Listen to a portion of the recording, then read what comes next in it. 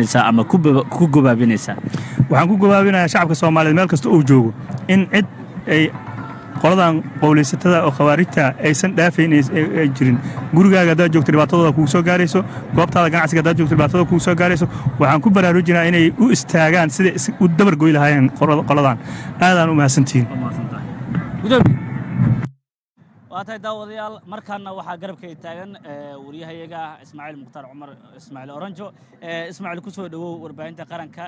sida xaaladdu u socoto iyo qaabka aad u aragto كانان عبد القادر aad iyo aad u mahadsan tahay daawadayaasha waxay si toos ah nagala socdaan garoonka kubadda cagta Engineer Yarisow Akis Stadio Konis waxaana halkan ku sugan kumanaan dadweyne ah oo ay ka mid yihiin shaqaalaha kala duwan ee wasaaradaha xukuumadda Soomaaliya iyo sidoo kale boqolaal dadweyne ah oo ka kala yimid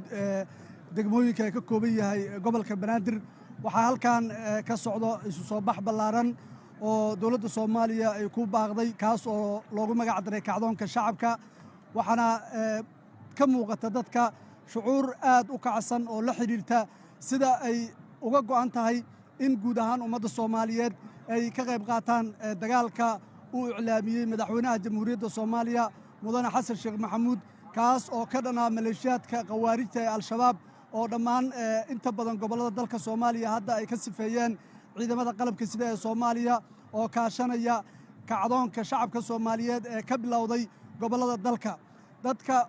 waxaa wajiyadooda laga dheehan karaa farxadda iyo rabitaanka ku aadan in waddanka laga ciribtiro maleeshiyaadka khawaarijta ee al-shabaab waxayna ay muujinayaan sida ay ugu faraxsan yihiin in ay garab istaagaan go'aamada iyo awaamiirta dawladda Soomaaliya ee ku aadan in bannaanka loo soo buuxo la muujiyo isku midna laga noqdo dagaalka ka dhana kooxda khawaarijta ee al-shabaab haddaba kumanaanka dadweynaha halkaa ku sugan maanta waxay marti u yihiin degmada Cabdicasiis waxaan markaan idinku soo dhaweynayaa gudoomiyaha degmada Cabdicasiis oo ka hadlaysa banaanbaxa maanta ka socda halkan ee ku aadan kacdoonka shacabka nala daawada gudoomiyaha degmada Cabdicasiis iyo dareenkeeda iyo soo baxa الرحمن الرحيم waxaan aad ugu faraxsanahay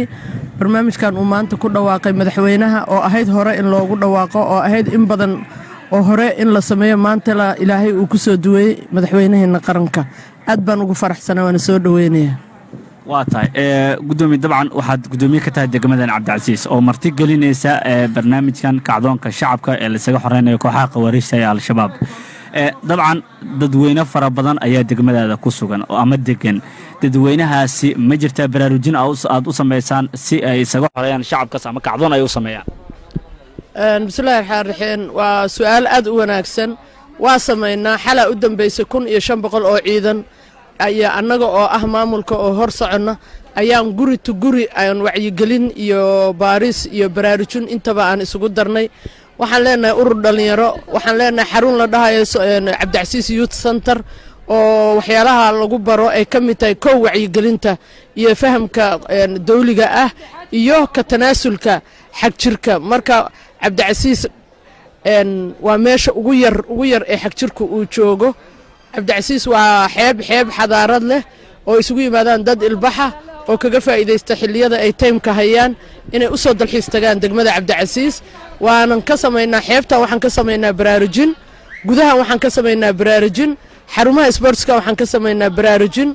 Cabdicasiis hal maalin oo media ka maqan tahay male waxay u taagan tahay danta qaranka iyo dalka mar walba u taagan tahay gudoomiye waxaan ognahay gobolka Banaadir inuu yahay gobolka ugu dhibaatada badan ama ugu dhiig daadinta badan ee al-shabaab ay u geysteen markii khasaaraha loo fiiriyo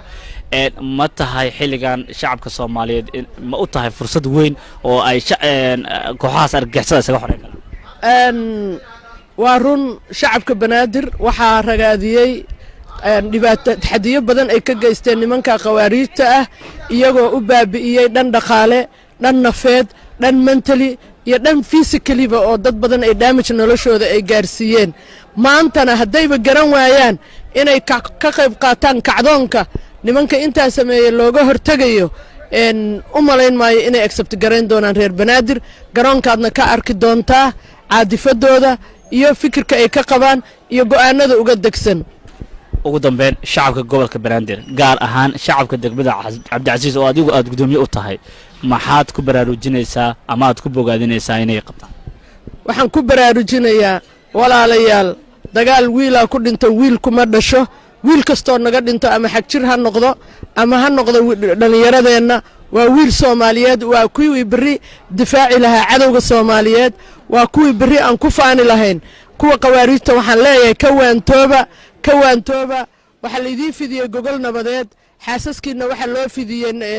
deegaan waxa loo fidiyay waxbarasho free ah degmo ka ahaan annagu aan u fidin ugu dhawaaqnay waxaan u fidinay waxbarasho free ah waxaan u fidinay darasayn cusub waxaan u fidinay rehab oo ku iloobi doonaan qaladaadkii laga dhaadhiciyay brainwashkii lagu sameeyey shacabka reer Cabdicasiis nabadiina maanta lagu naaloonayo aad martigelinaysaan dad gaaraya 25,000 horena aad u martigeliseen ciyaarihii hore dad gaaraya 30,000 ilaa 40,000 ayadoon hal dagaal ka dhicin oo buuq yar ka dhicinin nabadna ay ku dhamaatay ayaa waxay cadeyntiinana maanta idin tusaysaa nabadda maanta ay ku dhamaan doonto hawshan waxay hordhac u tahay hiigsigeena iyo waxa aan damacsannahay waxaan idinka codsanayaa Soomaalida meeshaad joogtaanba qaasatan gobolka Banaadir aanu istaagno wada jirkeena aanu istaagno difaaceena aanu istaagno horumarinta gobolka Banaadir waa magaalo madaxdii waa meesha Soomaaliya oo dhan ay ku midoobeen oo la isugu yimid waa inuu noqdo guriga amniga waxaana leeyahay saaray qawaariijta waqtigooduna waa dhamaaday wiilashayada ku jira furimaha waa guulaysateen askarta ciidanka qalabka sida oo leh bilo dahab oo iyagoo xaalado adag ku galay furimaha maalin walbana dhimashadooda iyo dhaawacooda la soo gudbinayo wax ku istaagaya ma leh waxay ka sii qaadayaan hididiilo guulaysta ciidanka qaranka Soomaaliya qaybihiisa kala duwan guulaysta ka degmo Cabdicasiis ahaan annagu garabkiinaan taaganahay daraada waxaan ka sheegay shirkii ra'iisul wasaaraha anoo ku hadlaya afka gobolka Banaadir kuna hadlaya tabinta tooska Stadio Konis ama Stadio Engineer Yarisow ayaan ku sugannahay daawadayaal waxaan idin soo tabinaynaa isu soo baxa kacdoonka shacabka loogu magac daray ee ka socda garoonka Engineer Yarisow ee magaalada Muqdisho kumanaan dadweyne ayaa halkan ku sugan waxaa socda muusig iyo heeso muujinaya kacdoonka iyo sida ummadda Soomaaliyeed loogu wacyigelin lahaa ka qaybgalka waxaan jeclaan lahaa markaana banaanbaxa maanta waxaa door